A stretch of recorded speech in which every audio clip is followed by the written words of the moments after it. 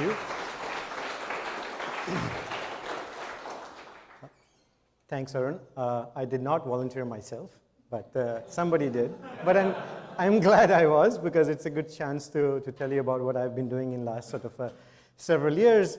And I've chosen sort of one part of what we do, which is more theoretical, going with Arun's comment about experiments, but we can, since I'm local, I can tell you about it later.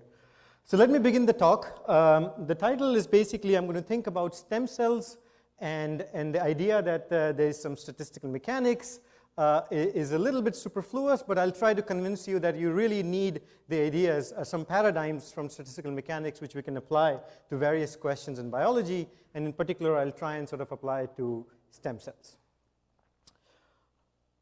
So thought I'll start with a little bit of introduction, if not too much. Where does this sort of stem cell business start? I mean, going back to 1800s, people really thought of stem cells was referred to as the original ancestor of all life, right? So that was the connotation of where the word came from. But very quickly, as it happens in all science, similar idea seemed to sort of spawn the sense that maybe fertilized egg is something like a stem cell, because at least in a developing organism, all cells come from that original cell. So in that sense, these were the two ways in which stem cells was used in early 1800s. And as sort of biology progressed, people realized that if you can, so this is sort of a little bit dense plot or dense sketch, but what you're seeing here is in 1905, when physicists were sorting out space and time, some of the biologists were thinking about what's happening in our blood. And this is basically the map which was drawn, which says this is the original cell, and the different cell types which come out have sort of this kind of connectivity, right? It's a very hard to produce connectivity, because you had to do time-lapse experiments and whatnot. So this is then again the idea of stem cells became that it's not only original ancestor of all life, fertilized egg, but also individual tissue types might have their own progenitor cell, which could also be called a stem cell. And we'll talk more about these progenitor cells soon. And then as sort of things moved on, tumors were of course always there, going back to Egyptian times. But around 1920s, we got a good sense of what tumors are. And then sort of the idea became that tumors might also arise from some of these aberrant stem cells, right? If the cells, they have to be something like a stem cell because they generate another tissue, if not the tissue we want, but it's a tissue nevertheless. And then eventually, sort of in 1960s, this was sort of done at the University of Toronto, where it was really established that blood stem cells exist, and they have these two remarkable properties. One is that they can self-renew. The other thing is they can generate every other cell type, right? So at this stage, it was nothing but a sketch, an idea, but it was sort of established experimentally in 60s here in Toronto, right? And this is sort of a bumpy spleen, a bit of, this was a nice collaboration between physics and biology. One of them was a physicist, one of them was a biologist, and they were doing sort of simple statistics. So this is where sort of I'm going to use various ideas of these stem cells across these different systems. So going on, now that we're going to focus more on this fertilized egg, or stem cell as seen in terms of tissues and embryos, right?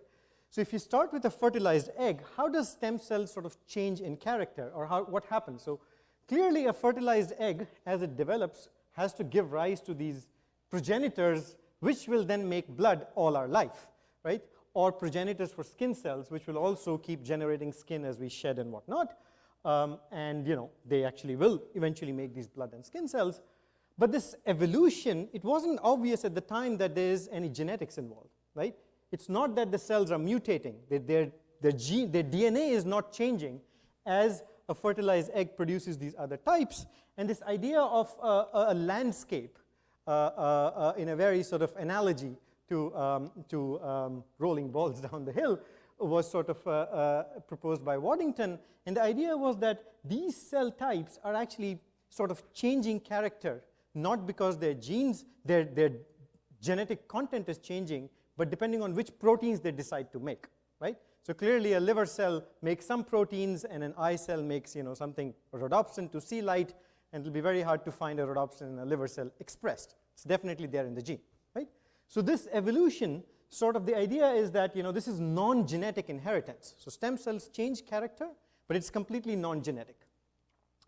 And the other idea is that as embryos develop, there is an idea of a little bit of robustness to the problem. You can perturb the things a little bit. You can have a kid in cold winter and a tropic, and they turn out fine, right? So and people have seen this with Drosophila and others, not just colloquial, that there's some sense of robustness, right?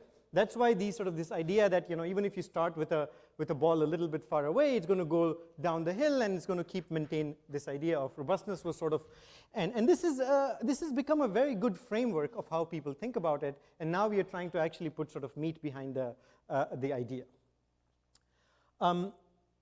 Few years back, a remarkable phenomenon was discovered.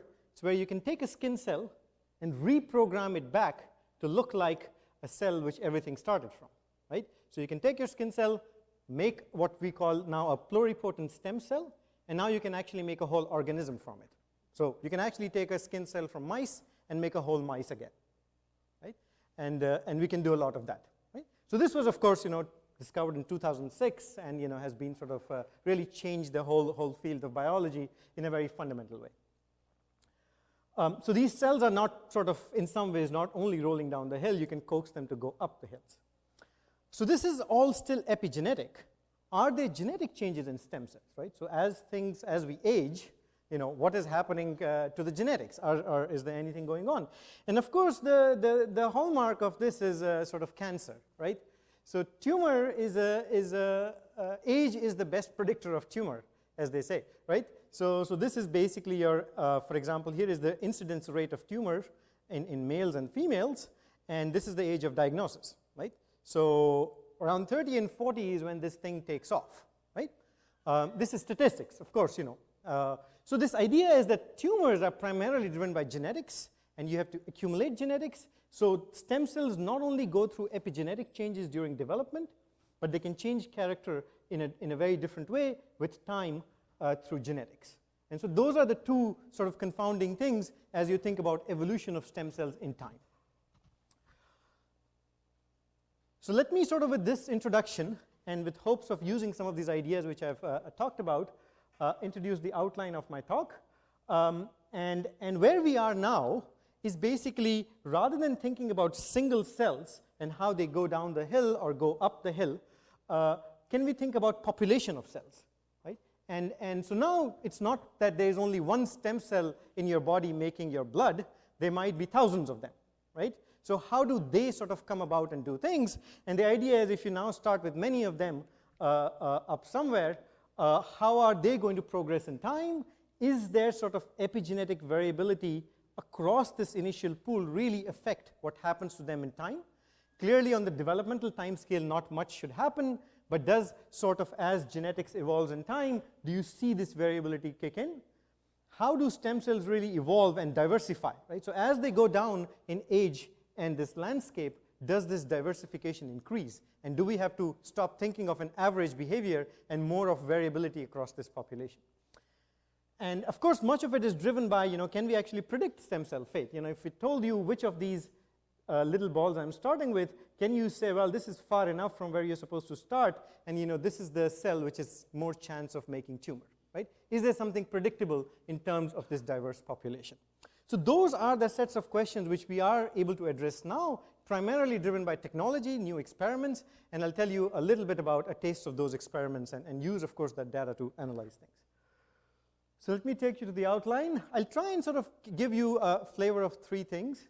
Again, going back to this picture, you have a pluripotent cell. It develops into some blood cell, some skin cell. It can reprogram. And we really don't know what the nature of these cancerous or tumorigenic cells is. Are they somewhere stuck in the middle? Are they a completely different beast that we never see during development or reprogramming? And to sort of make these things, I'll start by describing a project which sort of we did a few years ago, thinking about blood regeneration. So how does blood in our body get regenerated by these many thousands of cells, and how can we understand the statistics of that and homeostasis of that? I'll try and talk after that a little bit about a reprogramming problem, where we sort of discovered that, actually when you take cells and coax them to reprogram, they actually do in a very funny way. And not surprisingly, because this is in some ways an artificial phenomenon. We're doing it in a dish, we're coaxing them and asking them to do something weird, and this is something which sort of a project which was with the local group in Toronto, which recently got done. And finally, if there is time, which I'm losing track of because the watch is not working, I'll talk a little bit about what tumors heterogeneity looks like. Okay, so let me dive in. Blood. All of our blood is produced within our bones, right? And if you're under 20, these long bones are also making blood. After 20, it's basically stuck to these flat bones, right? And it's sort of only going downhill from there. Sorry to disappoint. So what is happening, if you zoom in a little bit, basically the blood is being produced in bone marrow. Your bones are vascularized. They have vessels. And basically all the stem cells, the blood stem cells, live within these bones, and they are spewing out these different cell types, right? The nature of these cells and the stem cell is clearly very different. I mean, here in case of blood, you have 10 to the 13 cells sort of in our body on average. They turn over a lot. You actually are producing 100 billion of them every day. On the other hand, the number of stem cells estimates are not completely clear because we don't know how to look at them and how to count them and to figure out which cell is actually stem cell. And you have estimates from 100 to 10,000.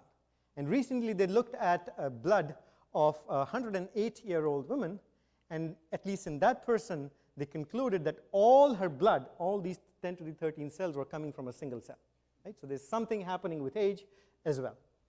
And some of these are inferences, right? So one has to worry about them. Good, so what do we want to ask about blood? So to start with, can we ask the question, how many stem cells are really producing blood when you're young and old or at some sort of intermediate age? Are some stem cells really better at making blood than the others? So if I go and look at it, bone marrow, I have tons of these stem cells stuck at different places in your bone. Are some going to make more blood than the others? And are there sort of outputs biased? Does some stem cells make more red blood cells, some make more white blood cells? So can we understand this problem in a more statistical sense rather than sort of one cell at a time?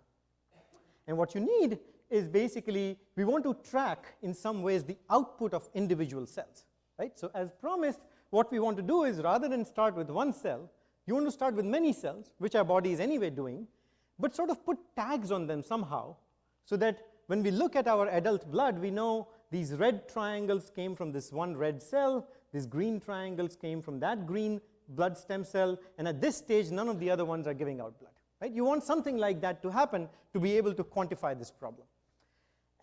So this is sort of what people managed to do. This was a collaboration with people at NIH and UCLA, and what they did, of course, 10 years ago, where they started the experiment, is basically what they did is they extract a pool of cells from the bone marrow of monkeys. So these were experiments done in rhesus macaques, right? And now you can do them with mice and whatnot. And then what you put genetic tags on them. So now you take a bunch of them and tag them individually with different colors, as I was promising here. And then you put it back in the monkey, right? So now these bone marrow cells, which you extracted from bone marrow, you don't know which fraction of them are stem cells, but you know some of them might be. So you put these colored things back in, and now you basically go every 6 months, every 10 months, every few months, extract a little bit of blood, find out what the composition of the adult blood is compared to what you put in. Right? So this is the experiment which makes this possible. Right? So the question we want to ask is, at this animal level, this long-term animal level blood production, are there certain features of it which are interesting to understand? And then we can try and sort of do some phenomenology, if not theory, start with data, come up with some models to understand the statistics which we see, and maybe hopefully make some predictions. So what do we get, right? So forgetting about the experimental system, again, we have some blood stem cells. We look at the output. And this is an output. So each line here is a number of cells as you see, well, fraction of cells as you see in the adult blood. And in this monkey, this was done for 5 years, for example. Right? And there were various experiments which were done, some for 10 years, some for 5 years. And you have sort of, you know, things going up and down, some stem cells contributing blood early on and dying out, some sort of picking up, some remaining stable, all sorts of chaotic dynamics, as you can imagine. The first thing to notice is this large variability of stem cell output. Right? Regardless of what line is doing what, there is at least 3 to 4 orders of magnitude difference in basically what each stem cell is producing in the adult blood. Right? The adult fraction of blood, so basically 1% of it might be coming from one cell. On the other hand, you might have 10 to the 5 fraction coming from another cell. So does it sort of ask the question, can you immediately say, well, some stem cells must be better than the others at making blood, right? And that's it, right? This was a great experiment, we're done, right? But then you can ask, well, what do I compare it against, right? Is there a theory, is there a model which tells me what to expect and then say if this is too large or too little, or, you know, why should I always expect nice Gaussian distributions? We don't have Avogadro numbers of things, and something else might be going on. So you can basically start doing you can start importing your formalism of statistical mechanics. You can say, well, each of these is, you know, some number across time. And if you really wanted to say what you're seeing is you're basically seeing a flow of, you know, so each dot here is in some high dimensional space, which tells you the state of the system at time t1, and this is the flow that's going on, right? And now if you had ensembles of these trajectories, you can go do your, you can try inferring in Hamiltonian, see if it's a Liouville flow or what have you, right? You can sort of import the whole structure of statistical mechanics if you like. The sad part is, so this is the distribution we are trying to sample, right? It's the probability of, you know, n1, n2, n3, these different clones at different times, and you have this sort of high dimensional distribution. It's highly undersampled. In any experiment, doesn't matter how many monkeys you do the experiment with, how many mice you do the experiments with, we are never going to sample this trajectory space, right? So there's no way we can, unless we have a model for the trajectory space and ask if these trajectories are sampled from them, we can't really infer what's going on from data, right? That's what we were hoping to do. Well, can we look for something simpler? We again go to some simple ideas in physics and say, well, why do I want to track individuals? Why don't I look at something like density of states, right? So why don't I look at the clone sizes and ask what's the chance of finding a cell at a particular clone size, right? That's my state of the system. So why don't I develop something, why don't I compute a density of states from this and see what that reveals? So density of states is basically just sort of, you know, you're averaging over all trajectories and asking how many things are at a particular state S, which here is the size of the clone. And this was the first surprise, right? At least to us. So this is a cumulative distribution. And you see, starting from 2 months to 5 years, the distribution is completely time invariant. Right? The density of states are not changing in time, right? Of course, to us it should not be surprising that of course you see lots of variability here, but it's a bit of a surprise that you would imagine getting something completely time invariant as you got this sort of lower dimensional statistics now, right? The good thing is, so it's time invariant. I'm not going to go and say it's some kind of conserved quantity as yet, but now you can hang your hat on something. You can try and understand the shapes of these things, which are time invariant, and does that reveal something about the underlying dynamics? So we can reframe the problem now, right? So we're far away from these trajectory business now. We're saying, well, you start with some clone size distribution, you give them sort of, you know, this is more or less like a delta function, and something happens inside monkeys, in these primates, and what you get is, you know,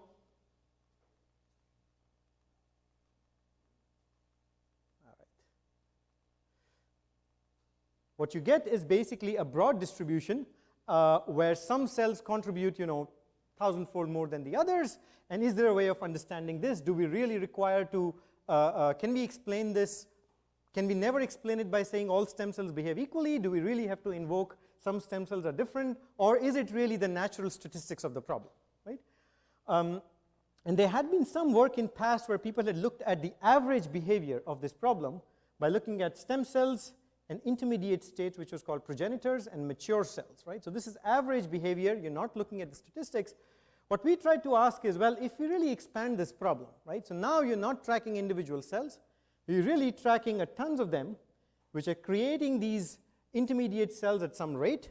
All of these processes are highly stochastic, right? So you have this birth-death process going on in the background, and all these steps are going to be, you know, at some instance, this blue hexagons are 2, some red cells are, you know, red progenitors are 3 and whatnot. But rather than looking at how many numbers of reds you have, you're going to ask how many clones of a certain size we have, and then we can sort of propagate this distribution across different cell types, from progenitors to mature cells. One of the big problems we ran into very quickly, as I said earlier, is you only sample, you know, 10 milliliters or 50 milliliters of the blood. This is a huge sampling problem, right? So what you really see is not what is happening. You have a huge undersample of it. And, you know, we had to worry about that a little bit. But this is a completely stochastically sort of tractable problem. You can solve the probability distribution in time of how this density of states should evolve. And we are in a time invariant situation, so we can really do more analytics, really compute these distribution at stationary state and get an answer. The interesting thing is, of course, you in the end were fitting a line, right? All you had on cumulative distribution was a line, so it's great that we don't have to fit more than 2 parameters, right? So if I was inferring more than that, you should be howling right now, right? So what we get is, we get 2 important parameters. We don't learn all the biology. We are looking at only a very sort of lower dimensional view of blood regeneration. We can infer these 2 parameters. What do they really mean? What they mean is basically, you know, do we learn something about the biology? What you can do is, because you have a model, you can actually go back and ask how many stem cells were actually producing blood in time, right? So now you have this stationary distribution. You have a model which tells you how many cells are making blood at what rate. Given that, you can really infer this number back, saying to get this distribution, you should have around 10,000 cells contributing blood. And this inference turns out, well, it's a log scale, so factor of 2 is quite stable in these monkeys over, for example, this is for the 5-year data set which I showed. The other number we infer, which has a much higher variability because it's a number much, much smaller than 1, is basically there are 2 steps going on. You have a stem cell which makes a progenitor, and that progenitor now makes a red blood cell or white blood cell or what have you. These 2 rates, turns out, are very asymmetric. So the rate at which you generate a progenitor is much, much smaller than the rate at which this progenitor leads to new cells, right?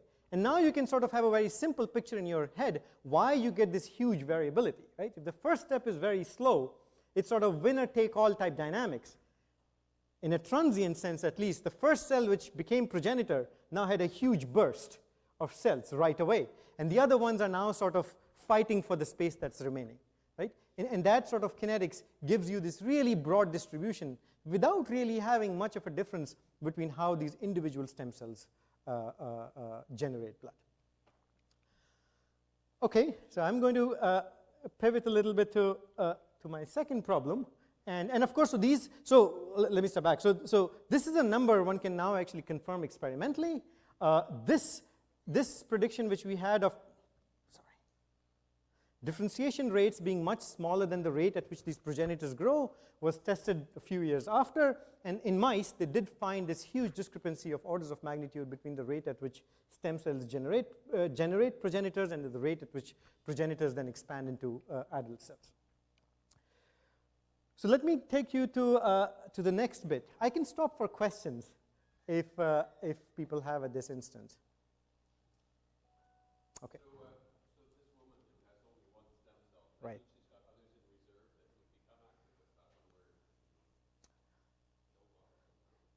So the idea is that I think the idea is that she's running out, right? But again, it's a controversial, right? So it could be that other cells are waiting in what they call the quiescent state, waiting to come out, but this phenomena is a very age-related phenomena. If you see in young cells, you never see this. If you always saw that the blood was clonal at any instance, That would explain it, that each time different clone comes up, and then you're happy. You do see this variability, right? Different clones do come up in these monkeys. But at this far end, I'm not so sure. Not so sure. All right. Yeah. To what extent are the progenitor cells pluripotent? So they're pluripotent in the sense that they can actually make different types of cells. But they don't live as long as stem cells live. Right? So they will actually give this burst and die out. So they do self-renew a little bit, but they basically got a little bit of burst, and then they die out, and then a new progenitor comes in and does this bit. So going to this backward problem of reprogramming, if I take a skin cell, try to put it back, what do we expect there, right? So in development, we expect things are very nicely, tightly regulated. Your bone, you hike up a mountain, after a while, if you're going on Mount Everest, you go and sit in the base camp for a little bit so that your body can equilibrate. What is happening is now your body is making more red blood cells, right? So there's a huge feedback going on during development. So things are nice and tightly controlled. But in this situation, when you're pushing cells in an artificial condition, it's not obvious what they should do. So just posing the problem, so we take these skin cells and push them back up, right? And now we'll use a little bit slightly different vocabulary. We're going to call this induced stem cell, right? So which has come back from a skin cell. And again, to tell you what really is going on, which is also true in development, is really you're basically doing an excursion, again, in a very high dimensional space. Now it's a different high dimensional space. It's a gene expression space, right? The number, if you look at the proteins which a skin cell expresses, and the proteins which this new stem cell expresses, they're going to be completely different. Right? And this is naively thousands of dimensions away. Right? So this gene expression, there are thousands of genes different between this, thousands of total genes, and many of them are completely differently expressed between the two states. Right? So this excursion is some long excursion going in this high dimensional space. Unlike development, they don't have any external signals as they go about this. Right? So they're sort of completely left in this high dimensional space to try and reach this other state. And it's quite surprising that they ever make it to something like that, right? If you have thought about high dimensional space even a little bit. Clearly, there might be many, many trajectories, right? It's not obvious there's one canonical way of getting back. You could be doing whatever, and so on and so forth. What was discovered was that there was a unique state somehow which many of these trajectories were visiting, right? And this is defined by what proteins they are making, right? So it was seen that there were some sort of intermediate states where things were going through. Of course, this leaves out a huge characterization problem of what really is going on overall. And I'll come back to that at the end of this bit. So the questions now are some way, similar but different. Is there a reprogramming landscape? Is it really going back along some canonical path? Or is it some kind of undirected search in this high dimensional space? Whoever makes it, whoever doesn't is just dead, right? So you're back to your Darwinian evolution. Whoever makes it, great. But this high dimensional should make you worried that anything at all should reach, unless this is a huge basin of attraction, right?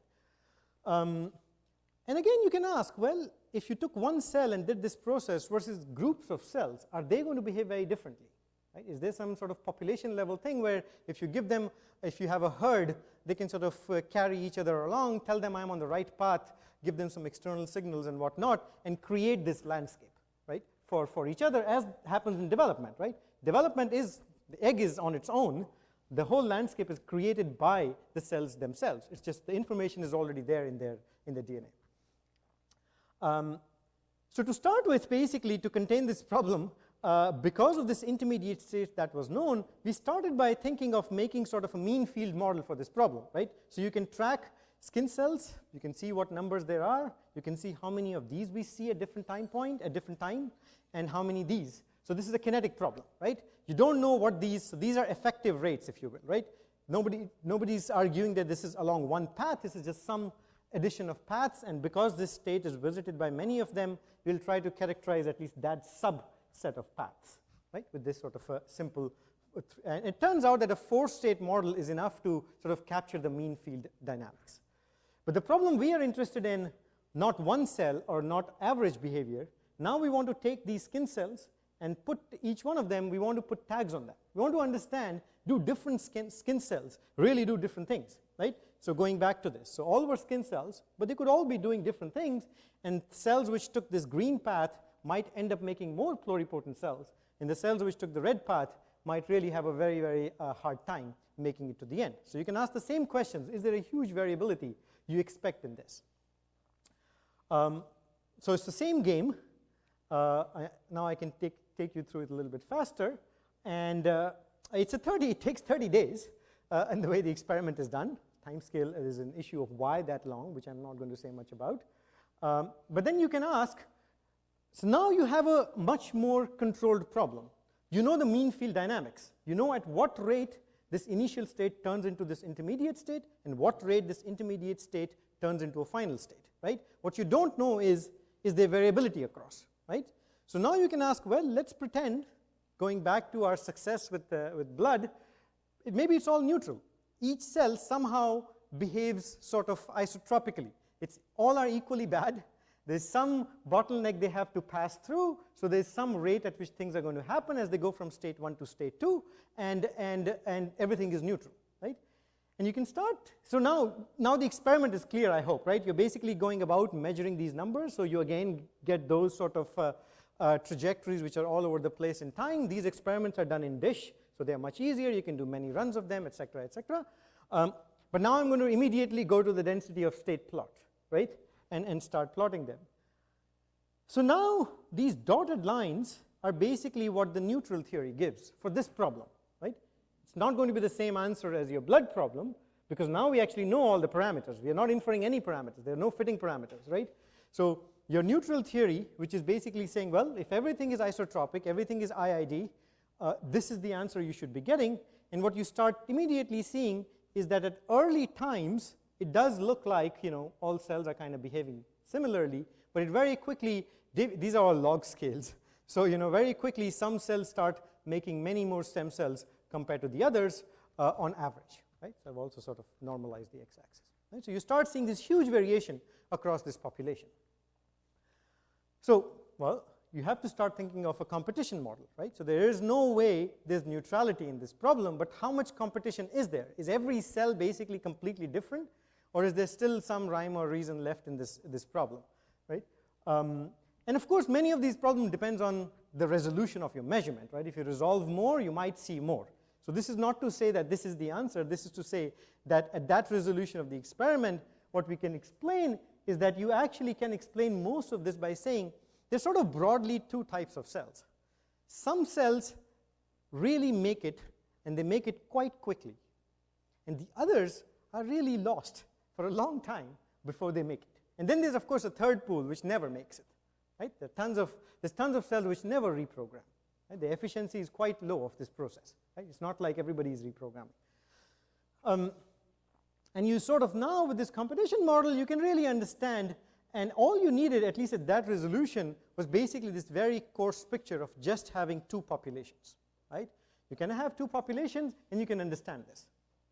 But this is still fitting, right? I'm saying, well, I took a two-population model and asked this question, how much can I understand in this range of dynamics between different clones? Clearly, they're not neutral, so stochasticity doesn't do it. Good, but can we make some predictions and test? Right? So what this is saying is there are two cell types, right? Now you can easily ask, are these cell types already there at day 0, or they somehow emerge in time, right?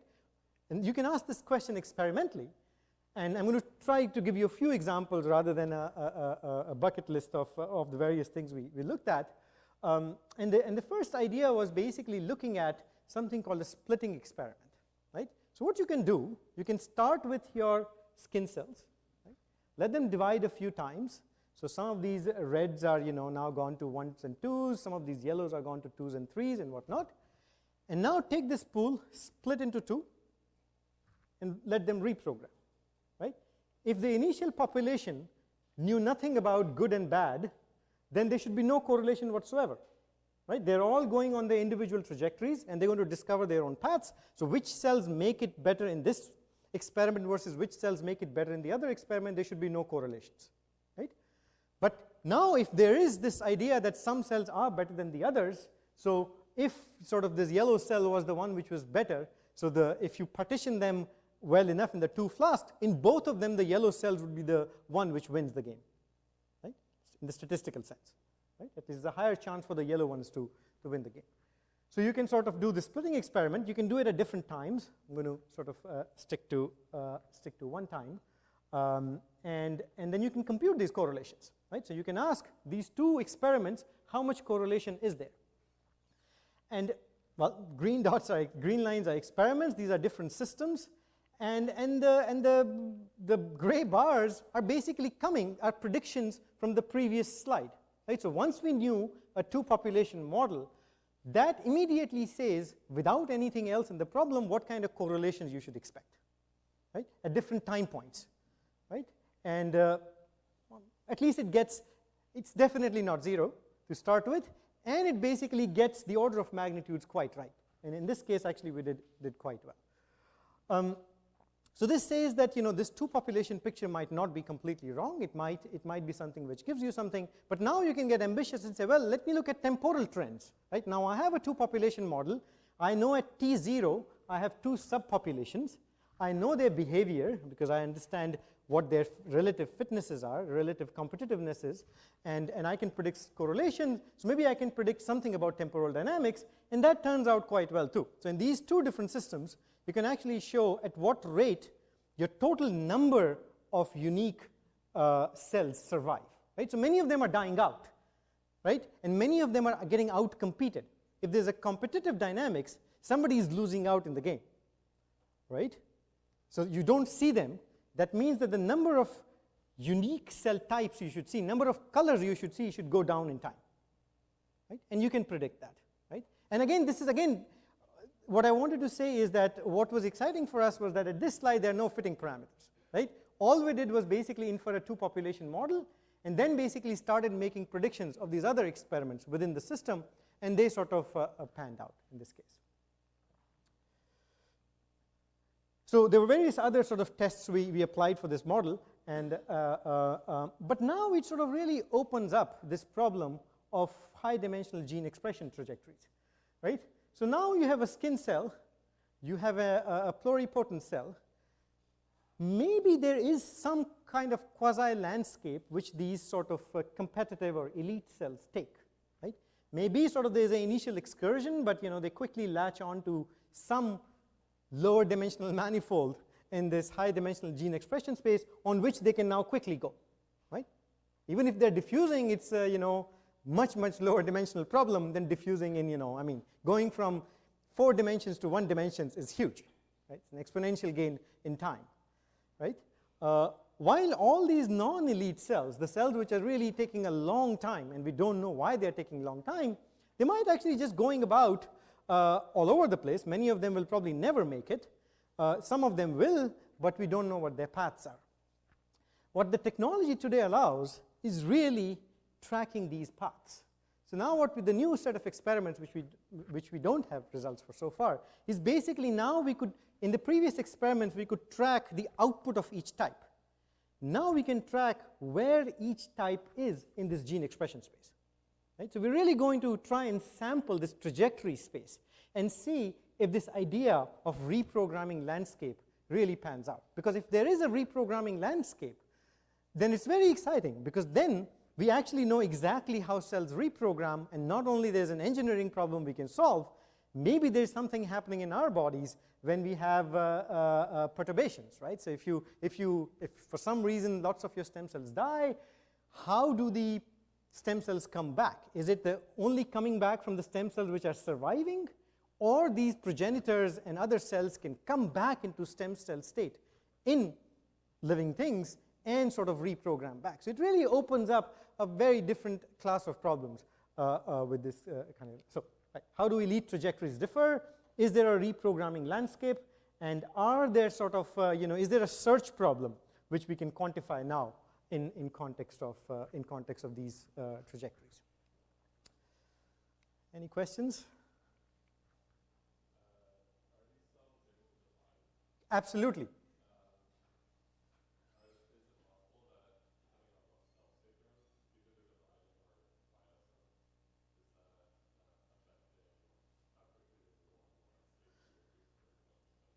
So of course, in the mean field model, we include all that, right? We allow these cells to divide, we allow them to, proliferate at some average rate, right? So that's not enough to explain this competitive dynamics, right? So, yeah, that's the short answer. Good. Is there evidence that cells communicate? I heard a talk within the last 6 months about a microscopic worm that you cut it in half. It has a tail and a head. Cut it in half, it generates a new tail and a new head. Correct. Correct. It's much smaller though. It's still half the size. So it can't create mass. It just differentiates better, right? So of course, there's huge cell-cell communication going on. During development, we know that these cells secrete lots of things which other cells sense and go about doing their thing, right? So not only physical interaction, there's a huge body of work where it says basically the cells which are close to each other, as they grow, they can also physically interact. As the pressures become higher, as they divide, they stop dividing. If you ablate something, it starts dividing, and there are tons of signals being secreted out, right? So in development, that is definitely going on. We don't know if that is going on in reprogramming, right?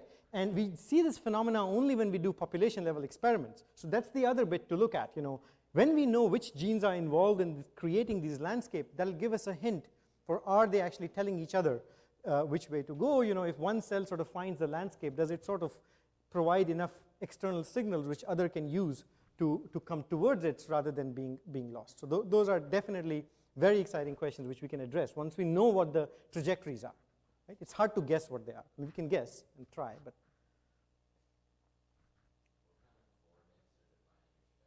so this is gene expressions, right? So take skin cell, find the level of protein expression of different proteins, right? Take 100 genes, let's 100 proteins, find how much they are expressed. Something might be at 0, something might be at 100 copies, something might be at 10 copies, right? So you are in this 100-dimensional space, and you can place your skin cell, there's one dot there. You can take many of them, it'll make a blur, hopefully not too far from each other, right?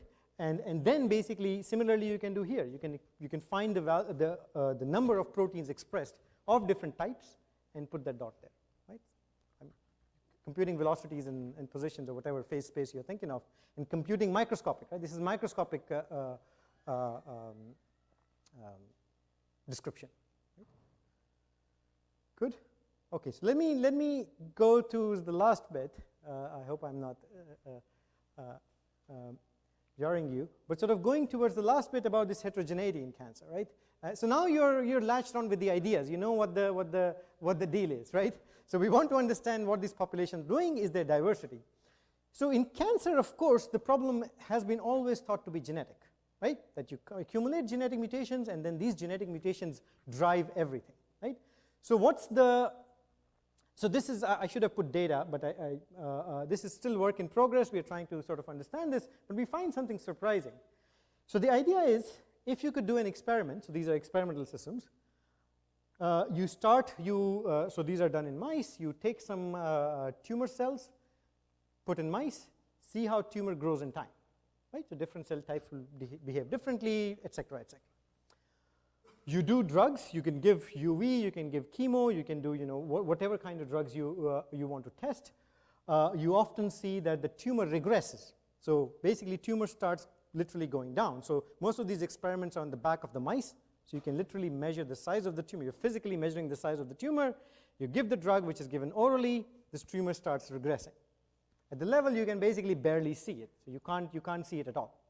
You take the drug out. So first thing, if you let this go for a very long time, even with the drug, these tumors will come back. Right? That's your genetic mutations. Right? So now, after those tumors, you can again give drug, and they will not go down. Right? So that's your genetic problem. Right? What happens here is you take the drug out, then tumors grow back. Right? So it's basically responding to the drug. So now the idea we were curious is, now you can imagine, well, if you started with many different types of cells, you had a population of cancer cells which you put in.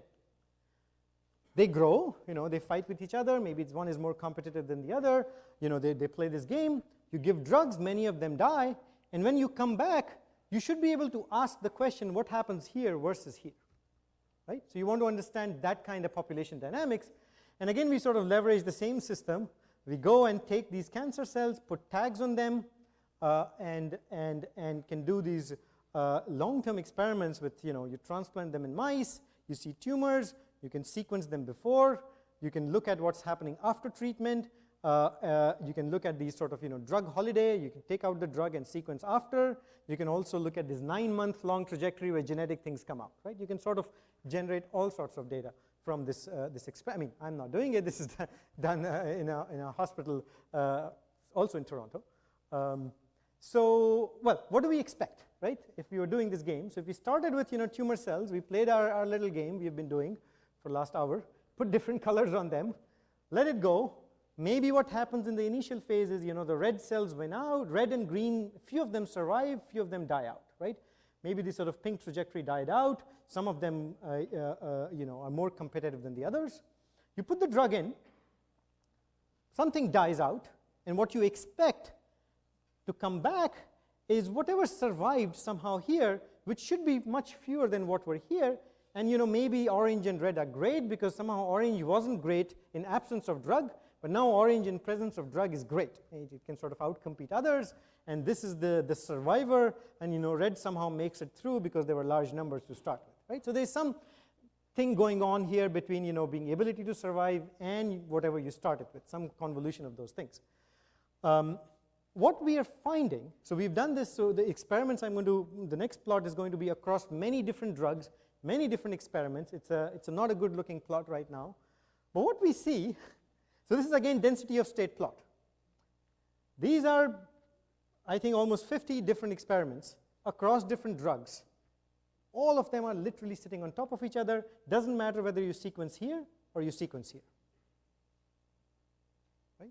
So this is really painting a very different picture of cancer, or at least this experiment, right? I shouldn't go back and start saying what cancer is doing, right? In this experiment, and all experiments, as I'm becoming a bit of experimentalist, I realize how careful you have to be, right?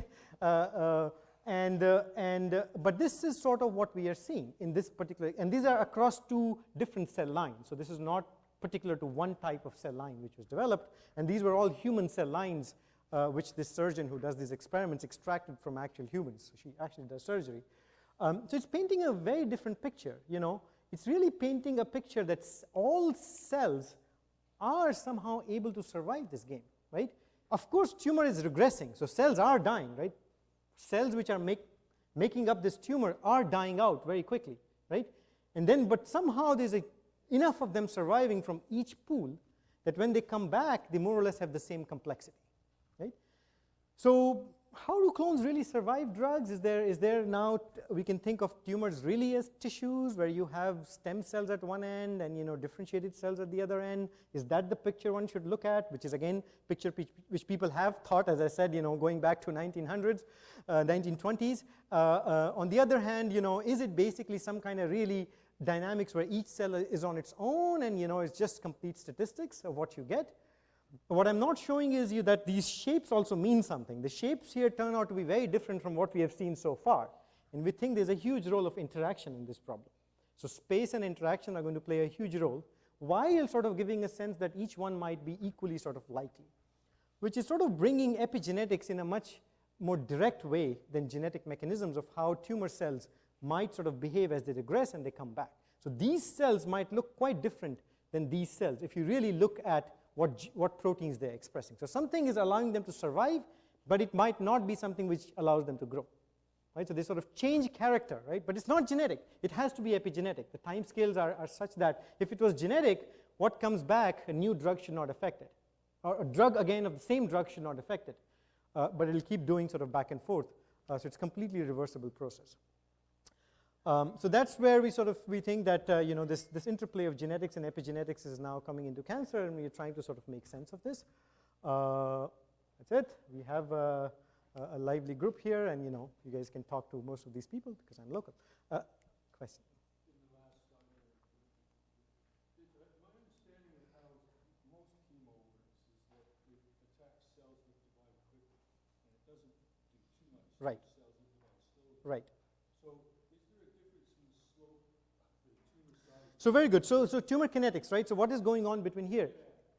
The trouble, right? It doesn't look like the kinetics is very different, right? Again, this is a problem which I don't think this data will allow to answer because it's not resolved very nicely. There are not that many samples. So, but at the outset, it's not like this is a few months and this is tens of months. There's no, there's no real difference we see at the level of experiment in terms of kinetics. So they're coming back almost the same way. Yep.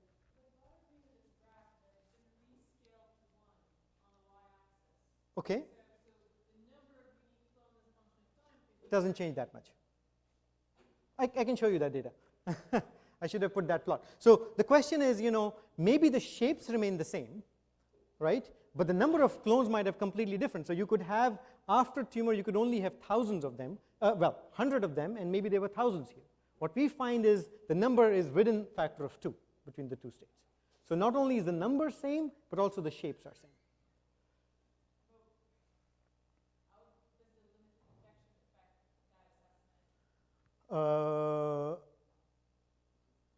Well, of course, if you sequence more, you're going to find more, right?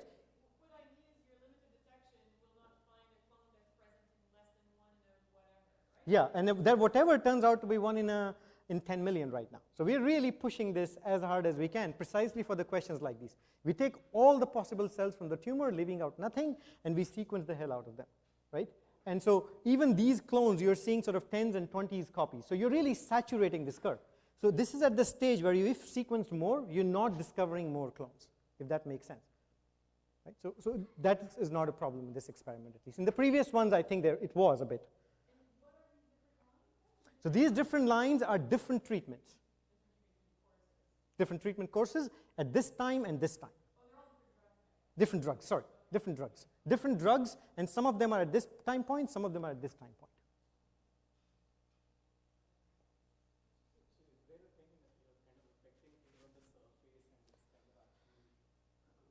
So it's right. So it's given orally, right? So it's completely vascularized, the tumor is. So it's not obvious something like that is going on, but there is spatial structure for sure. So the only way we can think about these shapes, actually, we can only think of them if you allow things to be equipotent. Everybody can do this and get these kind of shapes for density of states. The only way to do it is actually to invoke interactions in space. But there's no obvious sort of geography, at least. We haven't looked at it.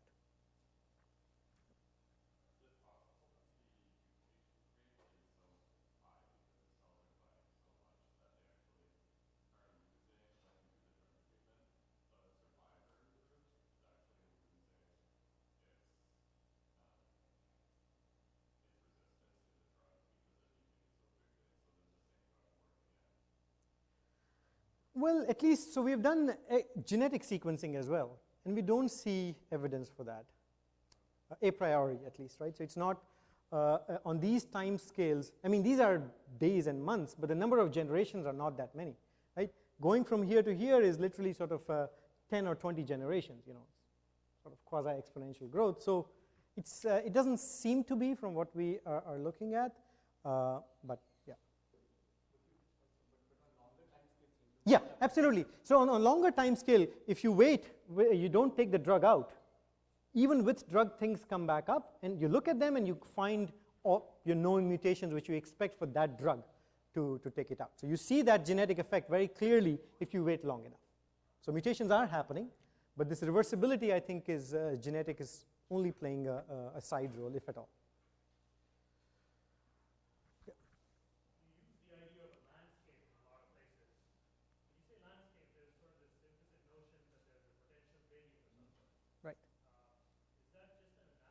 So, right. So it's not a Hamiltonian, right? So it's not a potential in the sense of, but in the sense of dynamical systems, it is, right? So these are all driven systems, of course. There's no energy conservation, but you have this multi-stability. So you can take you can, for example, take two genes, each sort of repressing each other, and you can sort of,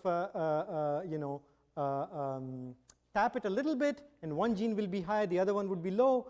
And if you let it run for a little bit, it's going to switch between the other one, right? So this bistability, if you will, and then multi-stability is what people are now trying to really dig in and trying to understand. But absolutely, the landscape here is not energy, right? It's this, but it's a stability. One can argue for stability and metastable states and whatnot in this context.